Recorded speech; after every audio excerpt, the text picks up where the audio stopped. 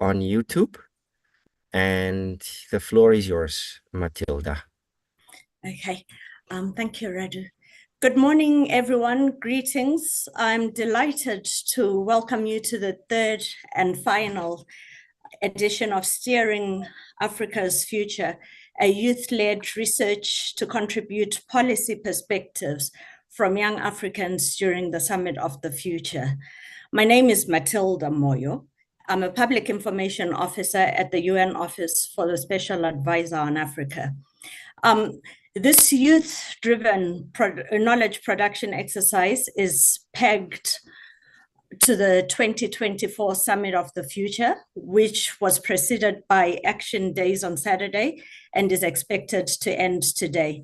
The Summit of the Future provides a once-in-a-generation opportunity to enhance global governance by forging a new international consensus on the global challenges confronting current and succeeding generations.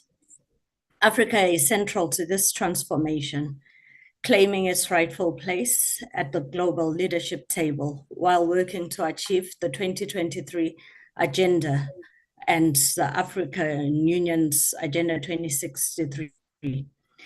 Young Africans are pivotal in shaping the continent's future, and their active involvement in policy making is crucial, as they represent a significant portion of Africa's population and prospective leaders.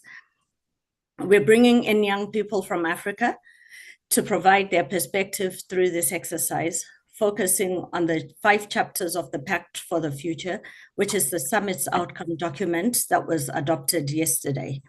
Today's exciting discussion aptly focuses on the theme Youth and Future Generations, which is forward-looking and a great way to end this series of discussions. Our speaker for today is Ms. Yolian Ogbu, and she will present on the topic, the race towards a greener economy, examining the contested futures of sustainable development in the Congo.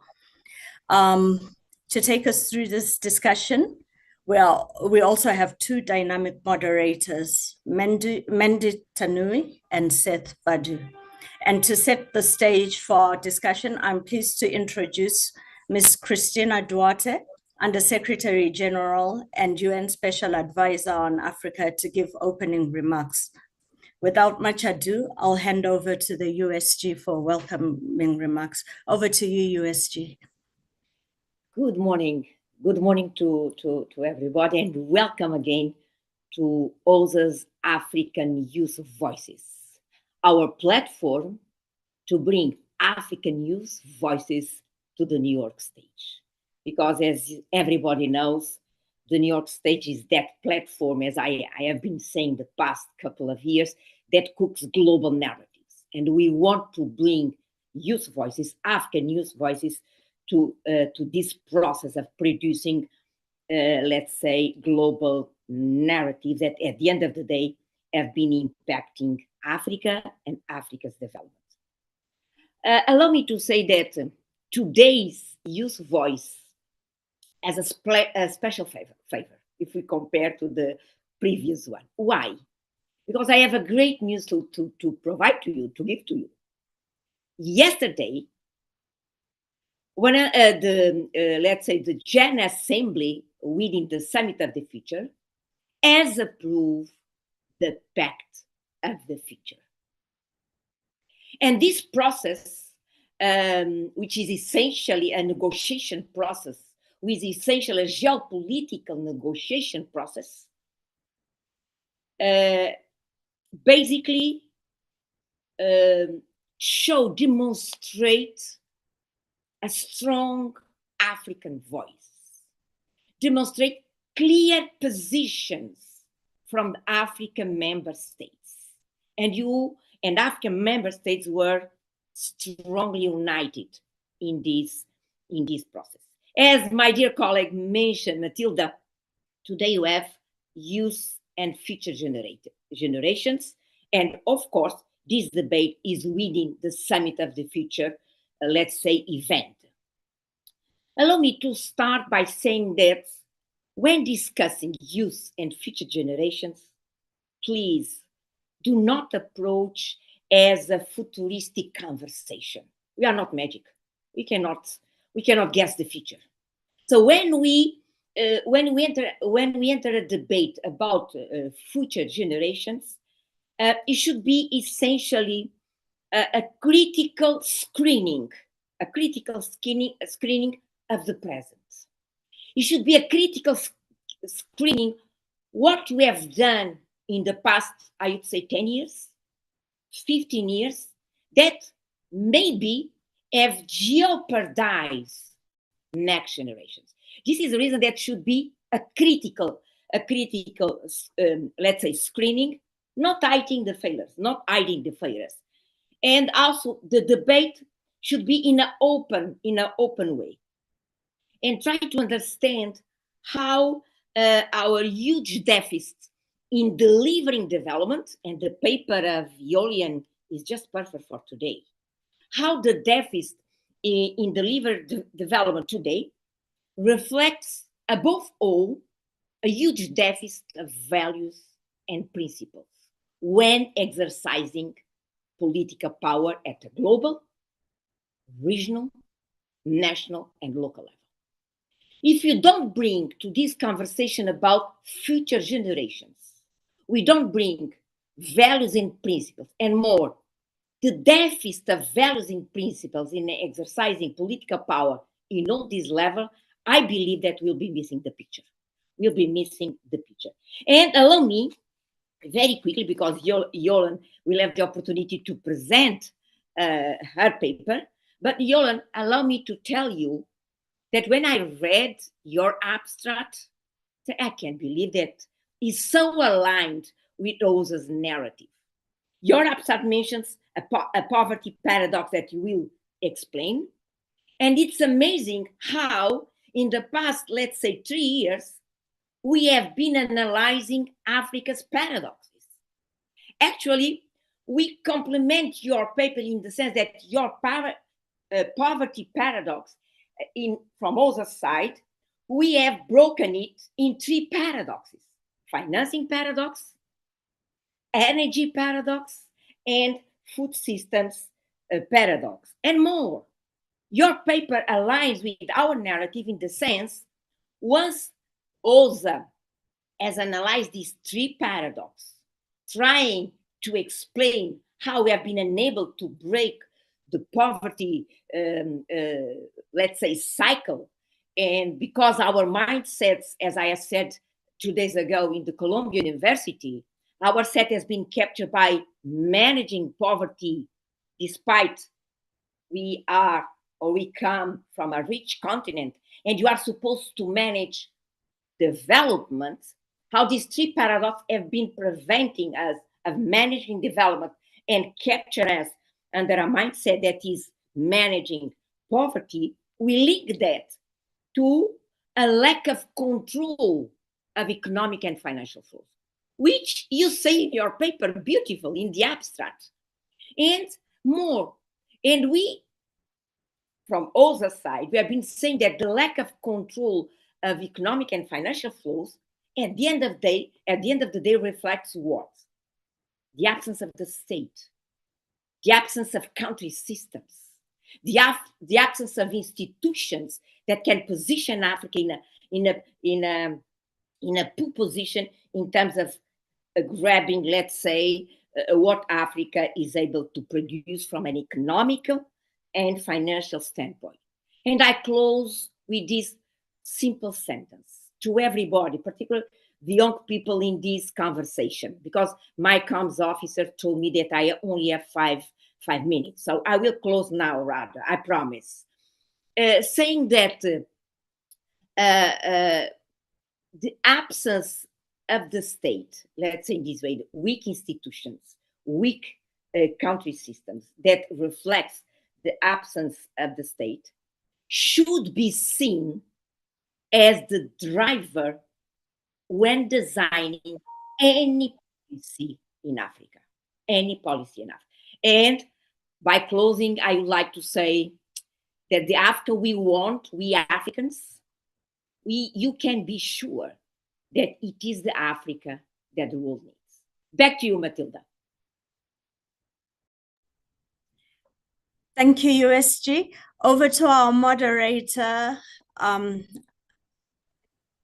to you, Mandy, for the presentation.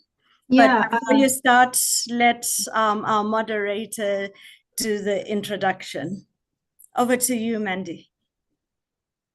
Thank you so much, Christina and Matilda. Good morning, afternoon, and evening, everyone. Welcome to our session for today. As previously mentioned, this is the third session of the Steering Africa Future series. Today, our theme is Youth and Future Generations. And our esteemed youth scholar, Yolian Ogbu, will be presenting her research titled The Race Towards a Greener Economy, Examining the Contested Futures of Sustainable Development in the Congo. So by way of introduction, I'm Amanda Tanui. I'm originally from Nairobi, Kenya. I am the Strategic Partnerships and Research Manager at NAFSA, that is National African Student Association. I'm a recent MPA graduate of the NYU Wagner School of Public Service. So shout out to all the Wagners out there and the Violets.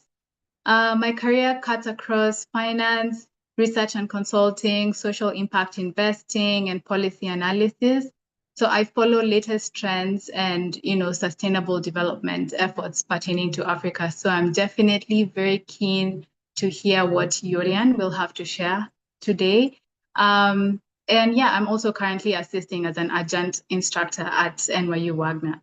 So I will be your co-moderator for today, and I will let my colleague Seth introduce himself, and then we'll both give you a bit of background on NAFSA. All right, thank you very much, Mandy, and thank everybody for joining. I am Seth Badu, and I'm a Ghanaian, and I'm a graduate student at NYU Stanhal, pursuing PhD in teaching and learning, with a research focus lying in the intersection between education and policy, with a primary focus on culturally responsive curriculum and pedagogies and interventions in early childhood education, specifically within rural areas and socio-economically disadvantaged communities. Yeah, so thank you again for joining us today. We are excited to introduce to you the National African Student Association, or NAFSA. It's an organization formed in 2017 with the goal of supporting African students in the US diaspora. Our mission is to provide resources and opportunities to help African students succeed, professionally, academically, and also culturally. Yes, exactly. We do this through a variety of events, programs, and initiatives that align with our 5 core objectives as NAFSA.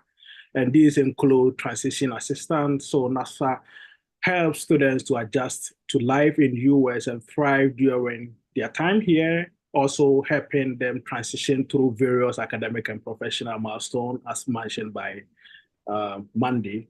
NAFSA also help in cultural awareness by celebrating and sharing African cultures whilst encouraging students to stay connected to their roots. NAFSA also help in community service by engaging in meaningful projects that gives back to local and global communities. We also help in chapter development by strengthening our high school, college campus structures to foster growth and collaboration across different institutions. Then there's also opportunity for career development by providing professional resources and opportunities to help students advance in their careers. Yeah, and earlier this year in April, we launched an exciting new research initiative in collaboration with the UN Office of the Special Advisor on Africa. This project aims to amplify African youth voices in the realm of policymaking and influence important conversations. So several of our students are currently working on impactful projects as part of this initiative.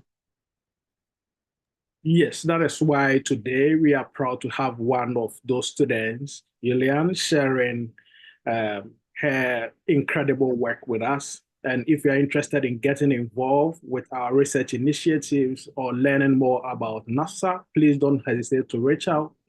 We'll be dropping an email in the chat for anyone who wants more information. Yeah, thank you again for your time, and we hope to connect with many of you soon. We'll be taking questions through the chat feature as the presentation progresses, so feel free to drop your questions and we'll get to them during the Q&A session. So without further ado, we will move into the presentation. Yulian, take up the floor. You can briefly introduce yourself and get into the presentation.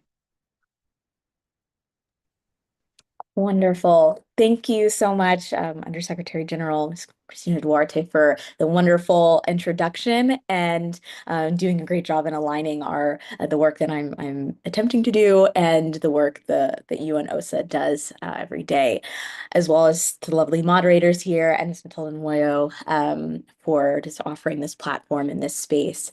I'm really excited to be here today. Just a quick introduction. I'm a student researcher at New York University. I focus on political economy and climate change and understanding how those two intersect in sub-Saharan Africa. Today, I'll be particularly interested in presenting my work on the Congo, and you'll find out why the Congo. I am actually, my family is from Eritrea originally, and I'm a first-generation Eritrean American, but I felt it was extremely important considering the centrality of Congo in the world stage, but particularly in Africa and the green transition, that I do this research and present that to you today. So let's get started. Let me share my screen. All right. I hope everyone can see this. Okay. So if you have a phone, if you have a car, an electric car, a TV, laptop, iPads, any form of electricity, chances are the contents that make up these devices' battery come from the Democratic Republic of the Congo. We understand that this country is home to 80 million people with over 250 ethnic groups and over 700 distinct languages and dialects. The Congo is considered to be the richest country in the world with reserves worth $24 trillion. We've got 30% of the world's diamonds here, over half of the world's copper, and 70% of the world's critical minerals that can be found underground in the DRC. For reference, just to note, the DRC is the size of the United States east of the Mississippi, with half of the country covered by the equatorial rainforest known as the Congo Basin, which is the second largest rainforest in the world. As the #1 producer of cobalt in the world, the US, Canada, Europe, and many European countries covered by the equatorial forest known as the Congo Basin, second largest in the world. I'm so sorry, hold on.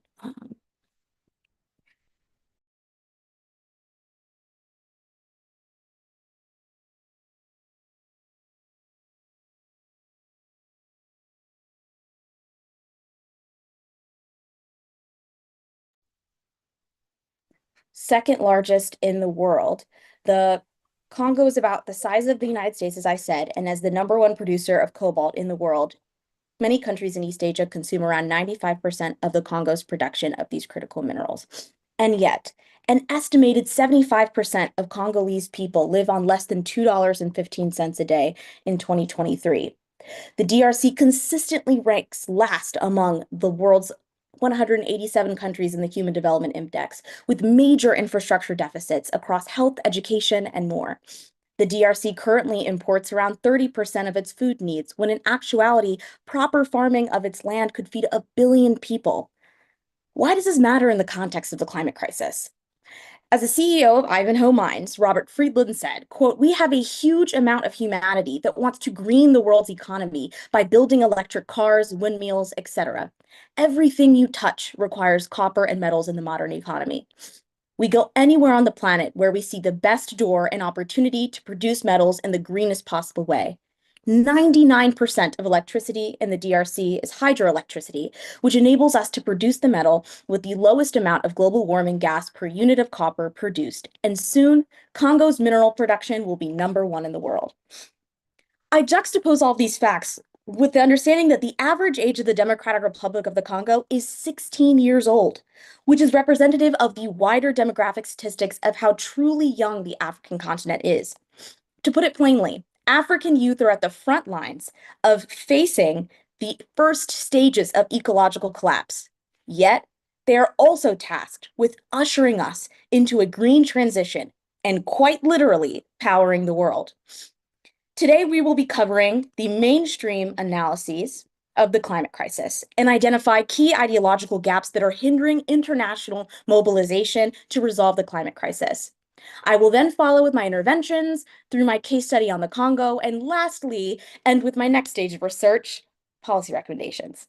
With the support of NAFSA and UNOSA, I'm excited to be developing this into a policy paper by collaborating with key stakeholders who, like me, are interested and committed to a just transition.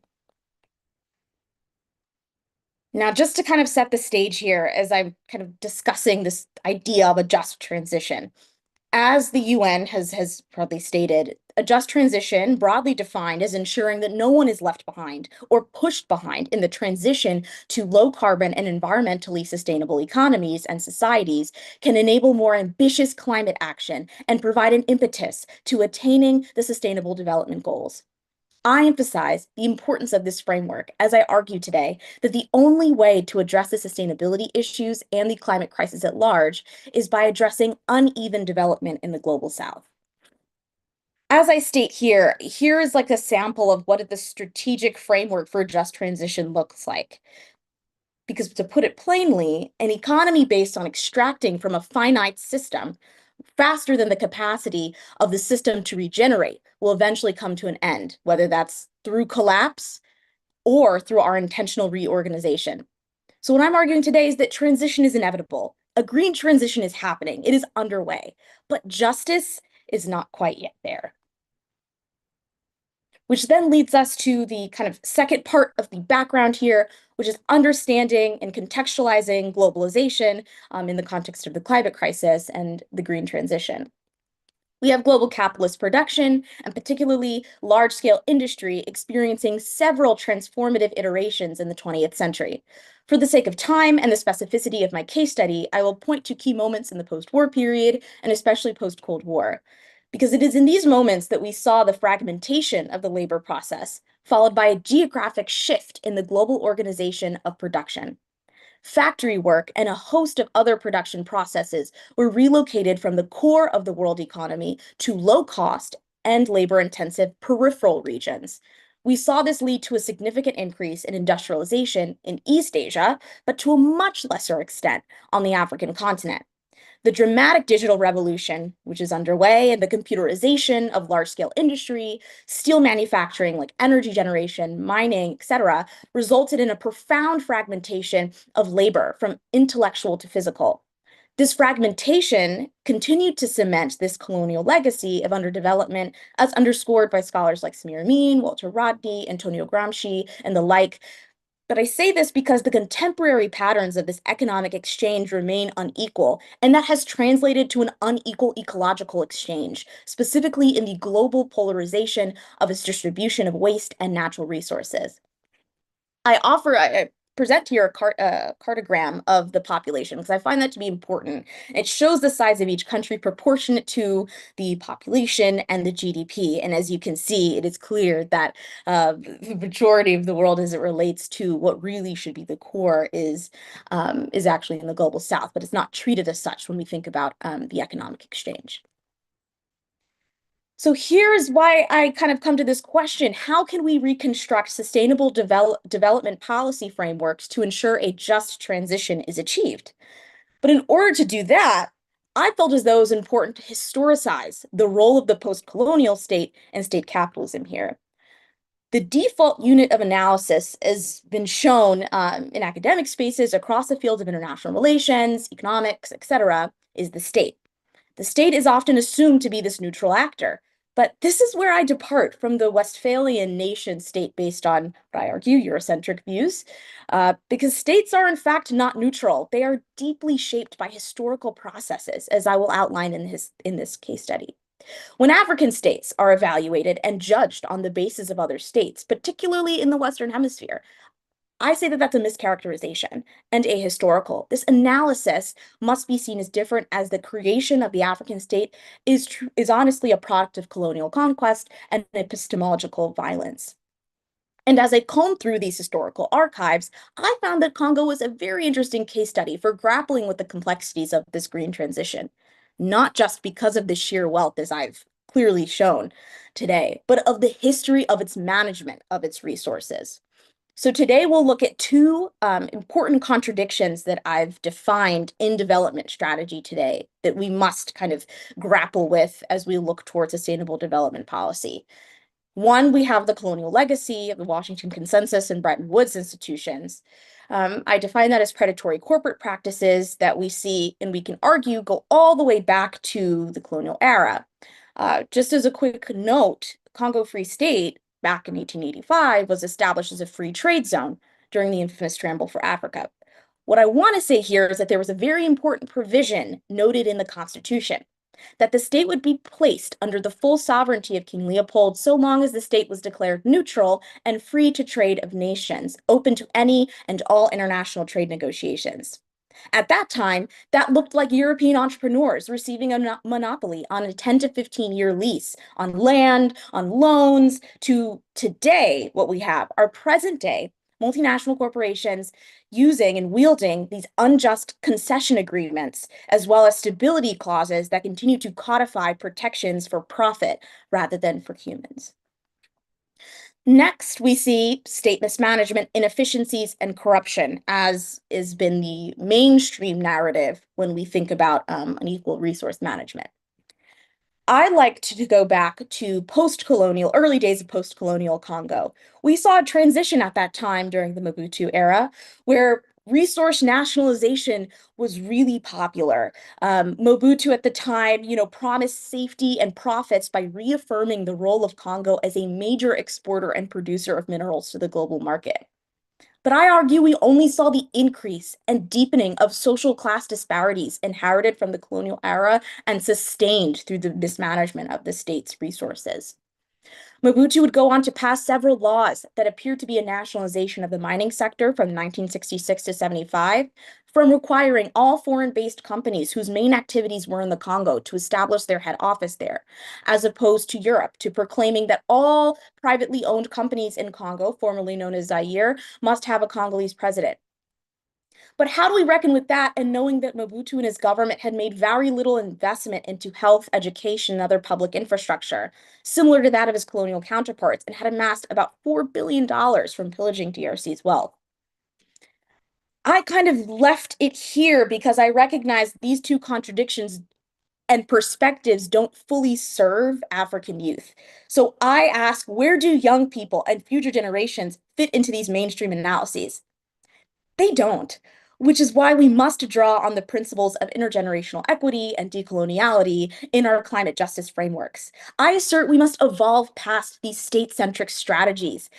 I'd actually like to note that I had the opportunity to attend one of the sessions at the Summit of the Future Action Days on Friday, where we had the Undersecretary General here speak to kind of the responsibility of the state versus kind of understanding the division of labor that young people must have in being able to kind of usher us into the future and take responsibility of their own future.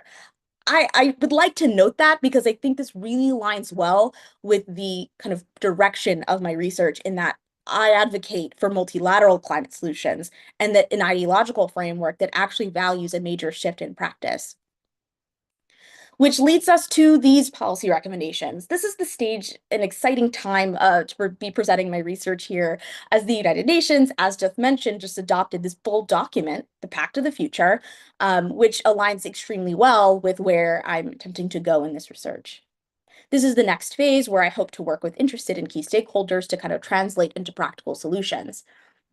But all in all, where I'm trying to get down to, the essence of my work is that it's people-centered development that must be sustainable development. The only way to adequately resolve the climate crisis is to resolve underdevelopment.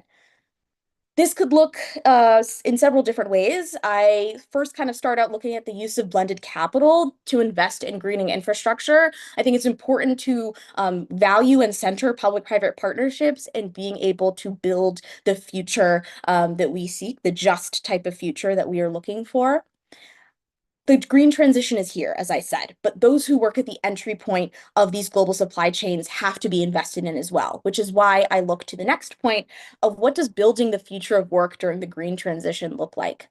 I'm revisiting this fragmentation of labor that I mentioned earlier by establishing what I would say youth-led cooperatives.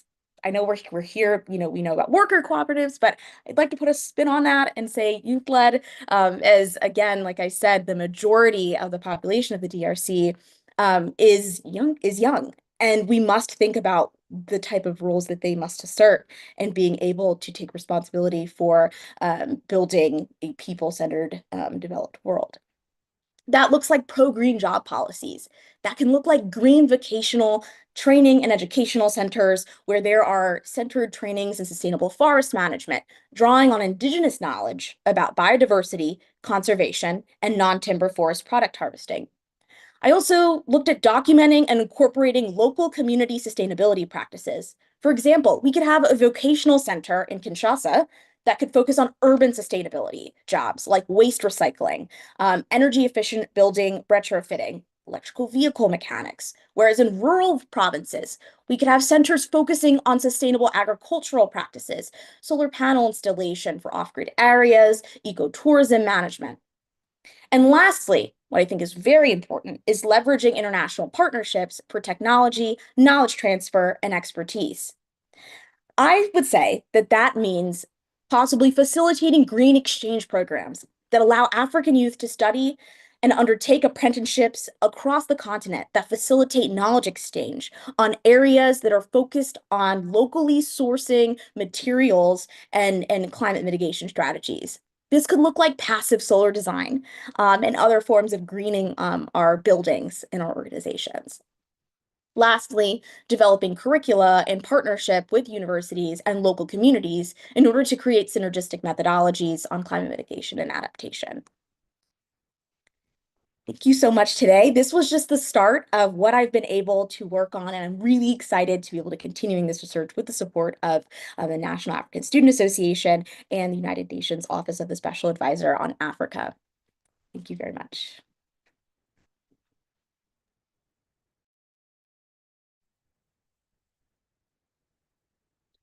Well, thank you so much, Yolam, for this very insightful presentation highlighting the paradox of the wealth of resources that Africa has, in particular Congo, the new approach for global cooperation on climate issues.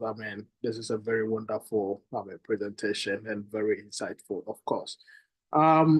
So to our guests and those who are here, if you have any question, any comments that we would like to pass, you are encouraged to put them through the question and answers section.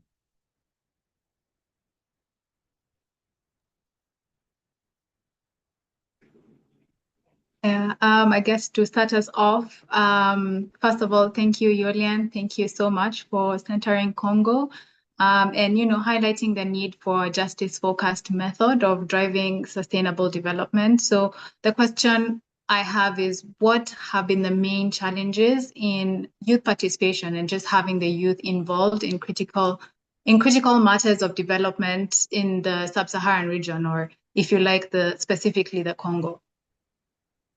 Sure. Thank you for that question.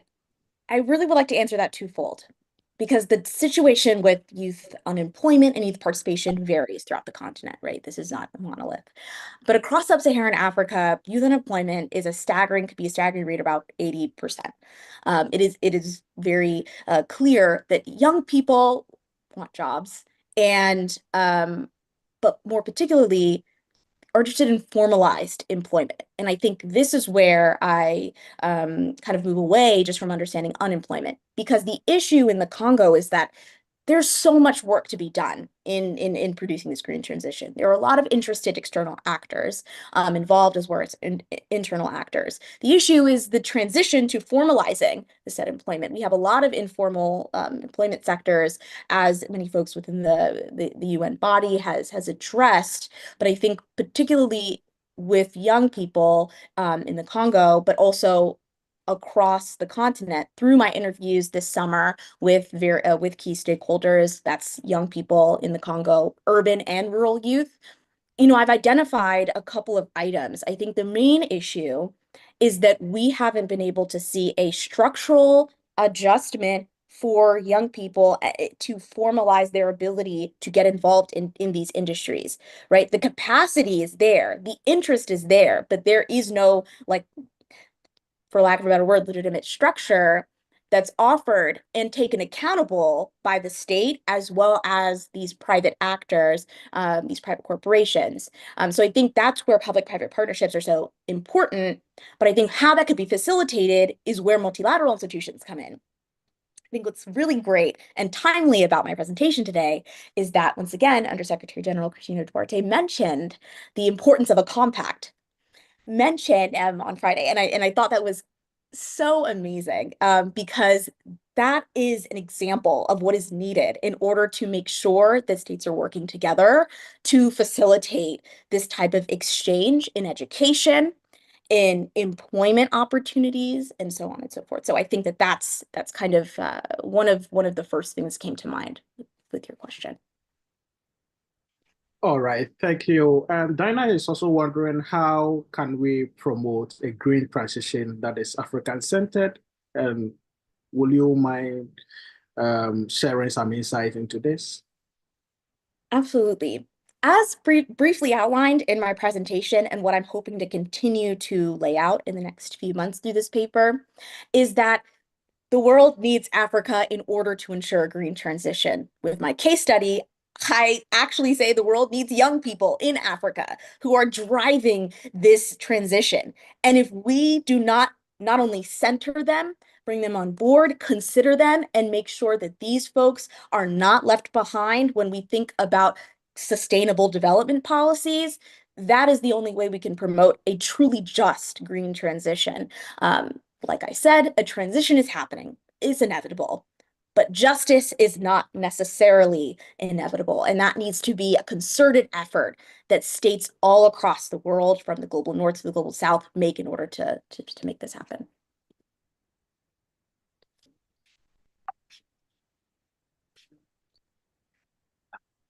Yeah, I think that's it for the questions, unless I've missed anything else. Thank you so much, Julian, for such an interesting and informative presentation. Amanda, apologies. Okay. There's a couple of more questions. Okay. Since in the Q&A. Oh, yeah, Yes. the Q&A session. Yeah, I've seen this.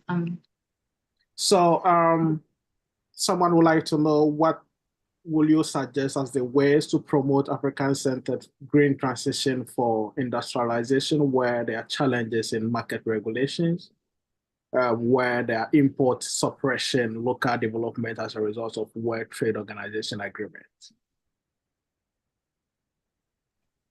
So this is kind of where I mentioned in the contradictions of development strategy today that fully being in one camp or the other is not useful, and both have extreme drawbacks, whether that is in full-on resource nationalization and full-on state ownership, as we've experienced in the Congo, primarily because of the accountability measures that need to be had for the people, which is why, as you mentioned, I recommended to establish youth-led cooperatives. I think that's really an important and exciting point, because that makes sure that the local community is involved in sustainable development.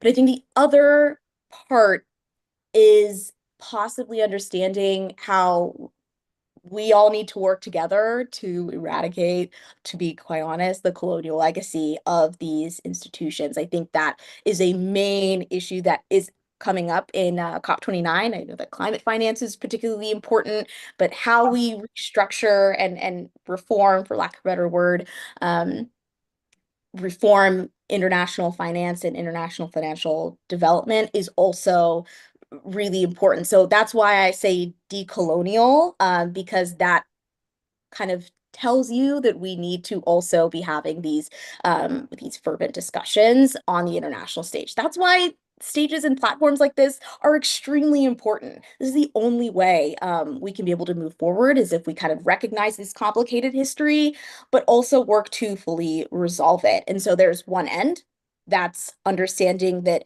you know, Africa cannot do this alone. We've been staved off by this very, very unfortunate history of exploitation and expropriation. But the only way forward, because of how interdependent our global economy is, as mentioned earlier with International Division of Labor, we must work together. And that requires global North countries recognizing the debt owed to global South countries in reference to ecological debt, and making sure that there is some serious reparations made, for lack of a better word. Great. Yes, there's another question from Deborah. That are there any trends you have noticed in your research on possible models or frameworks within the continent or any other global South countries regarding green adaptation that you think policymakers can start thinking about? Any best practice to learn from?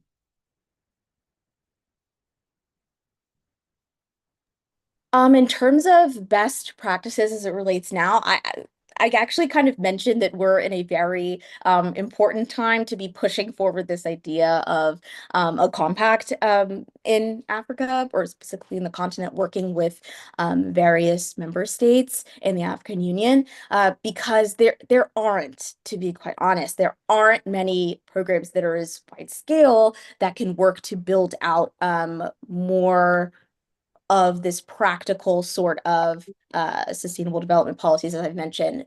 I mentioned youth cooperatives because I think it's important to push and center and bring in young people, but also understand the importance of worker-led and worker-owned communities in terms of their power and their ability to work together. And that could look like, for example, combining classroom education, secondary school education with their work experience. That could look like developing programs where there are apprenticeships that are facilitated through an intergenerational dialogue, through intergenerational collaboration, but still are pushed to be led by young people, right? So this could be founded on, it could start at university campuses and focus on helping to gain skills in leadership and other forms of, like I said, sustainable management.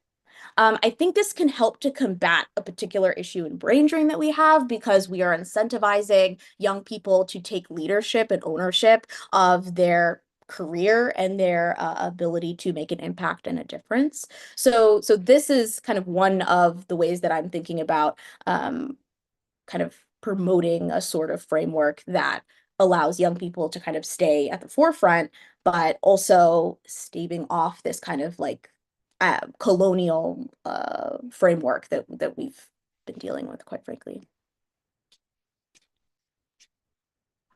There's another question here. What are the best examples in other regions or countries that could be implemented in African post-colonial countries? So Congo, I like I mentioned, is central to understanding how we can be able to adopt some of these sustainable development frameworks that are just and social justice oriented. However, in my research so far, I've seen several countries that are high in mineral wealth that are dealing with very, very many of the same issues. In establishing, and I must have to go back to this, in establishing such a compact and establishing a partnership that works, it's multi-state, and a framework that centers a just transition, we can be able to work on developing a study that actually is able to think about the various contexts within different post-colonial states. Because the truth of the matter is, the situation in the Congo is not going to be exactly the same as a situation in Sudan as it relates to extraction, or exactly the same as Niger or Algeria. And I think we need to be extremely sensitive to what are some of the kind of cultural relative practices, especially as we think about integrating and documenting local sustainability practices from these various indigenous communities. So I think there can be a framework, which is what I'm kind of really focused on, is helping to parse out this framework that can then be applied to different post-colonial states, depending on their particular cultural contexts, economic contexts, and things of that nature. But I say start with Congo, and we can move from there. Yes, so there's another question here. That could you say a bit more about the potential role of youth-led cooperatives?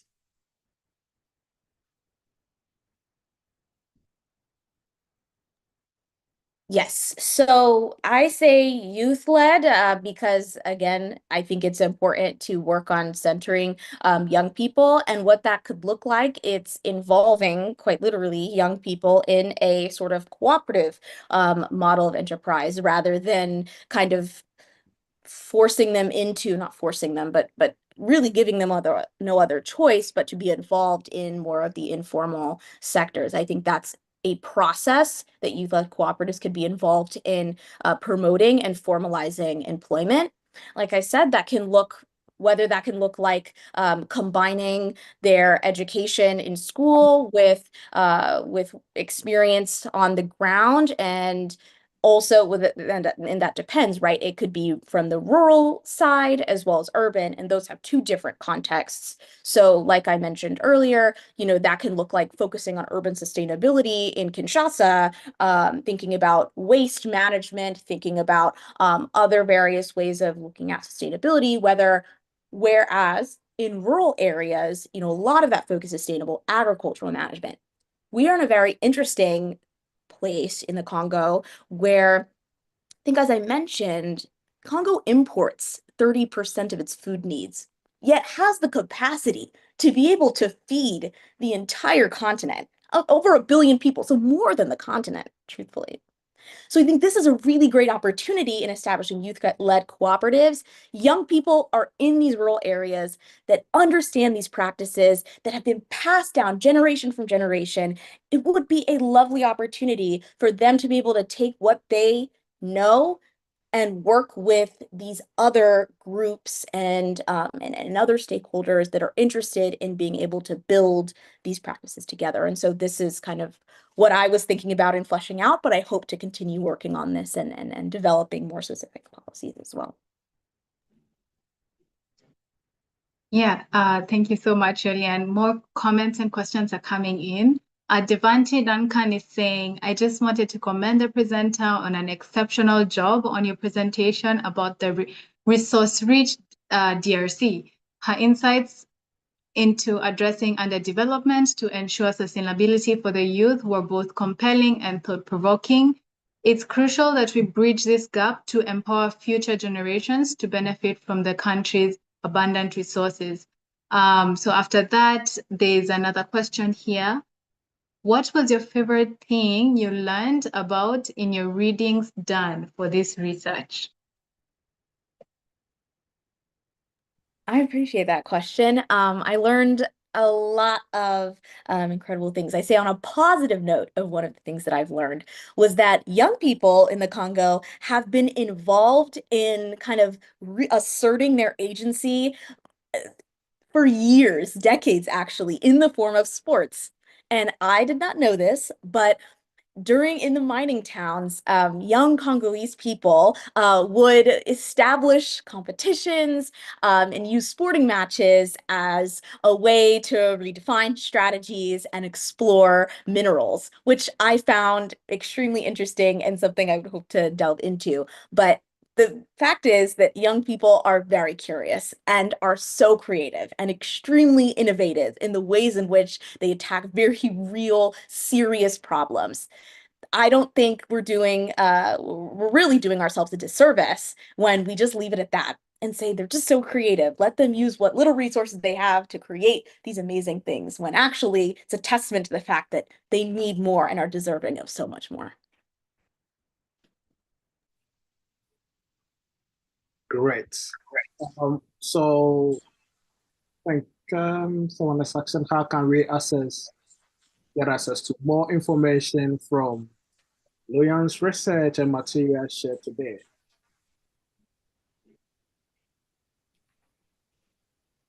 Sorry, I didn't hear that. Where could you learn? That get access to more information and from your research and materials that are shared today. So the videos and presentations will be available on the website that is posted by Matilda to everyone. So you can find the videos and the previous two sessions, including this particular section on that particular site. Yes, thank you so much. I'd like to jump. Can I? Of course. Yeah, very quickly. This is an amazing conversation. I have to tell you, Yolan, and to everybody, is much above my expectations. Thank you so much. And I would like to take the opportunity, Yolan, to get your views of the content of the word just when we say just energy transition. Because if we do not put an African content, if you do not put an African perspective in that just word before energy transition, we might find ourselves in a trap. And we need to be very, very careful. I have been saying that the energy challenge in Africa is not energy transition. The energy challenge in Africa is energy access. And we need to be very clear on this. We have 600 million people without electricity.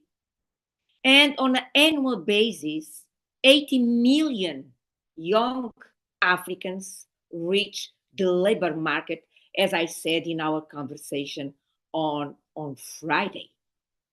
So all this narrative on energy has been very clear in terms of contributing to provide content to the world just before energy transition.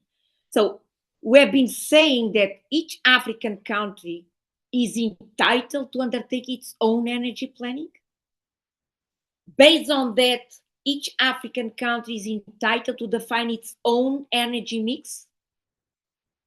And each African country is entitled to design the policies to tackle the challenge of energy access. The reason you have been claiming in a strong way, I believe, an African content for that word just is because we need to get together and avoid the global narrative to put Africa in a sort of trade-off between delivering the NDCs and development. Africa should not accept to be put in this trade-off. And at the same time, we need to acknowledge to everybody that renewable energies are a strong component of any energy policy today in the continent. Personally, as Minister of Finance and Planning in Cape Verde, I led the first wind power project in Cape Verde, so I'm comfortable to deliver this strategy. That brought to my country a penetration rate of 25% of renewable energies. How we got there? We undertook our energy planning. We defined our energy mix to tackle energy access. In the case of Cape Verde, did make sense to introduce such high component of wind power in the energy mix. But this cannot be one size fits all. It can't. It can't.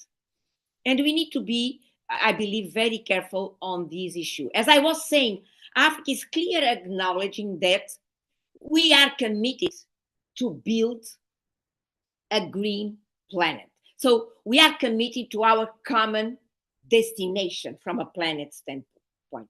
What Africa is asking to the international community, please recognize that we do have a different starting point.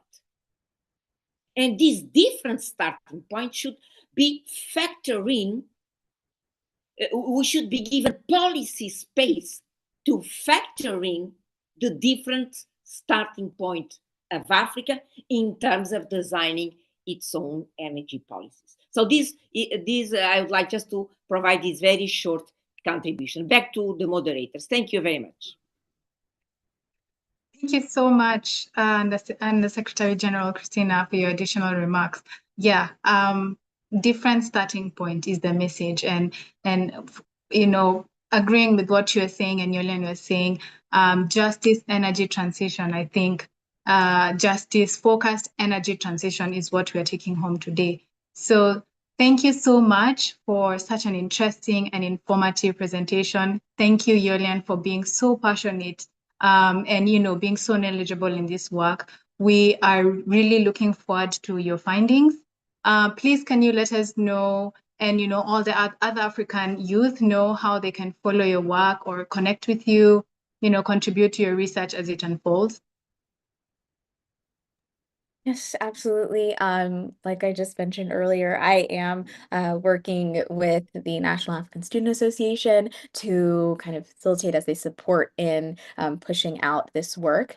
So please continue to either follow or reach out to folks at NAFSA as well to get involved more directly. As in terms of just following the work, please find me on LinkedIn. I'd love to connect and find ways to work together and put in contact information. But I also think that what's important too is that I would love to work with folks that are not only interested in contributing to this research, but also have maybe other perspectives on what is being faced in their particular country, if in a post-colonial state, and the context in which they're having to face the climate crisis. I think that's extremely important as I look to flesh out this framework.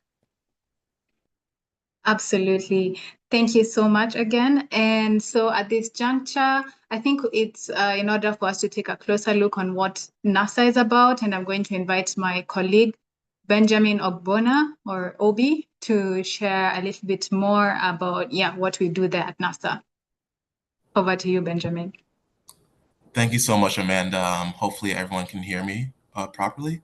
But as Amanda said, my name is Benjamin Ogbonna, but I go by Obi, and I am the current National African Student Association Outreach Co-Director.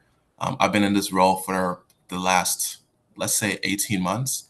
And specifically within the role, I focus on creating strategic partnerships and hoping that these partnerships can maximize the amount of benefits that we can provide to our NAFSA members, which amount to around 27 to 2,800 members across the U.S., across the U.S. diaspora, and we're continuing to grow.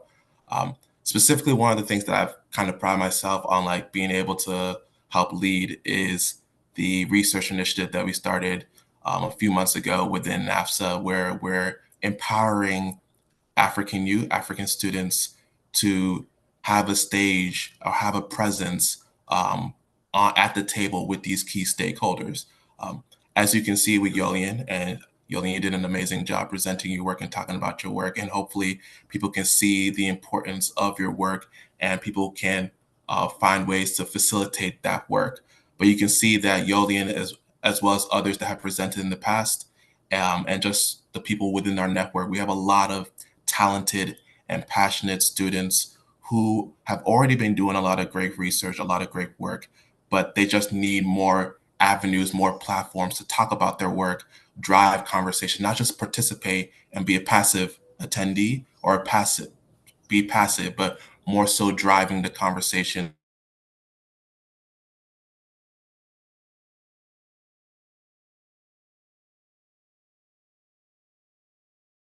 areas and different affairs pertaining to Africa, and the expertise to do so.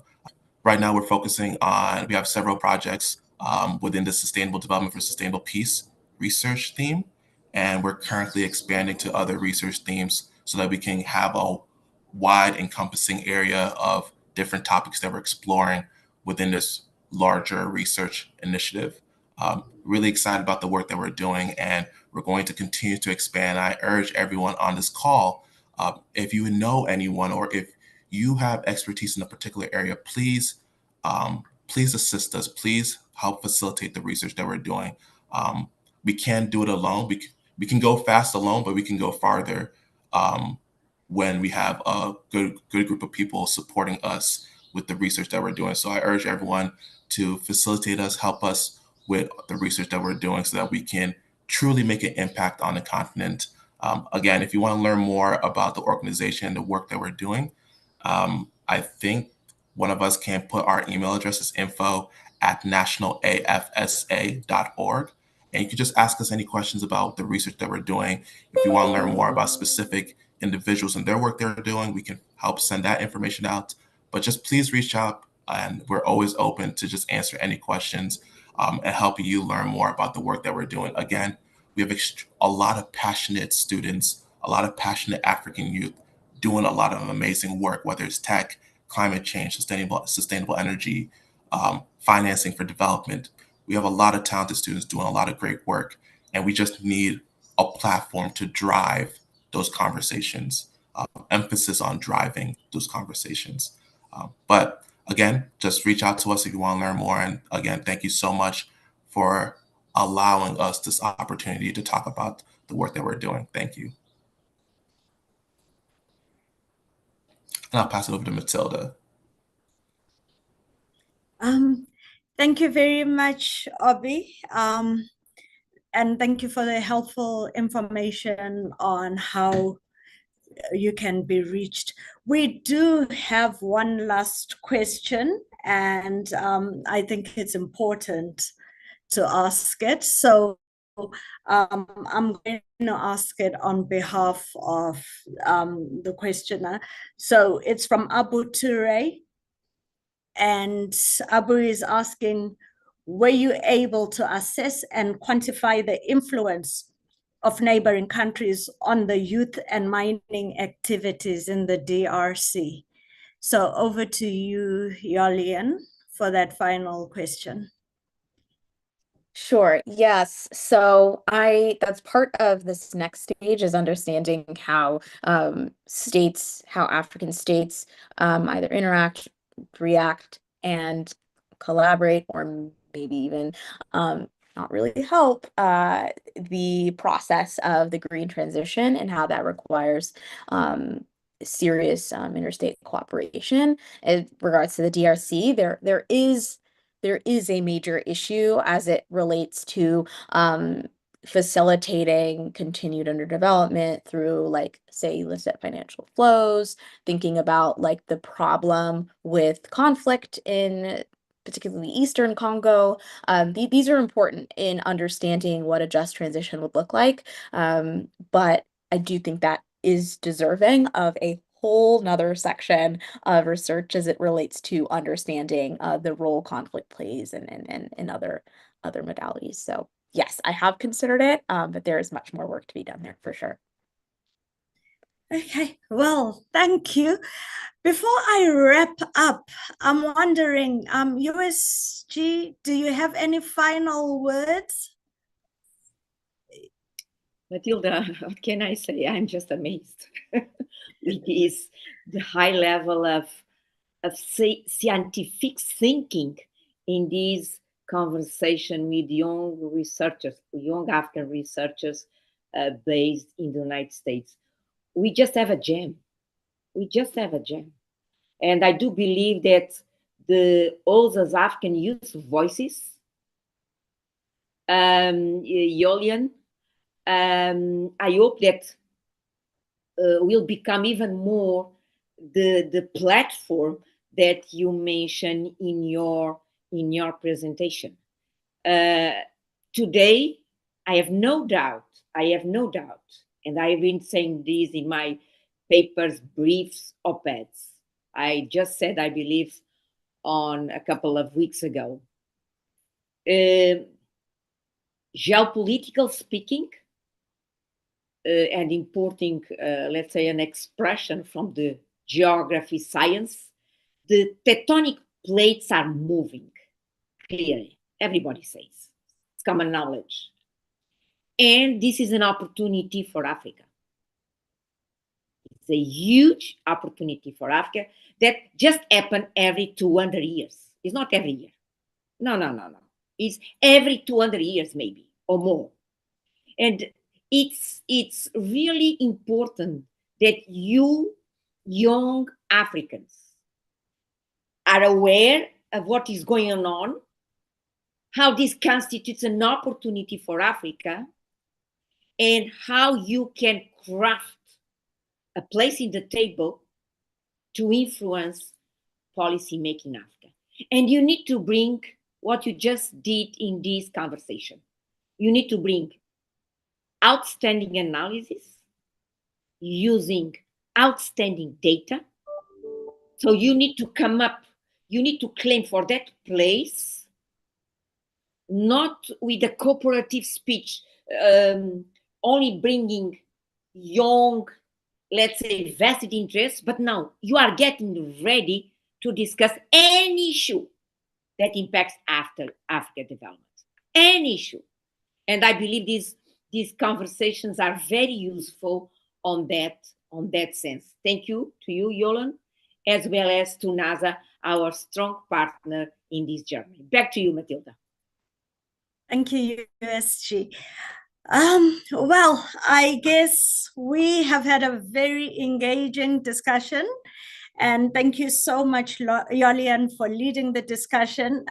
Thank you for the insightful presentation. And I must say, you certainly encouraged a lot of engagement. So it was indeed a quality discussion. Many thanks to our moderators, Mandy and Seth, for moderating the session. And above all, thank you to those who joined us from all corners of the world. I see Jean-Paul Adam, our director, joined us. Thank you for joining us. Thank you so much to everybody who took time. I know it's a very busy time with the Summit of the Future currently underway, but it's good that you made time to join us, and your engagements have certainly helped to enrich the discussions. The materials from today's discussion will be available on OSA's website. We've shared the link, and I must say this may be the third session in this series, but as the USG said, the African Youth Voices is something that's alive and well, and we hope to create more opportunities to engage with young people. So please follow us on social media for regular updates on upcoming activities, events, and engagements so that we can continue these discussions on various platforms. Thank you, and I wish everybody a lovely day. Thank you. Thank you, everyone. Thank you.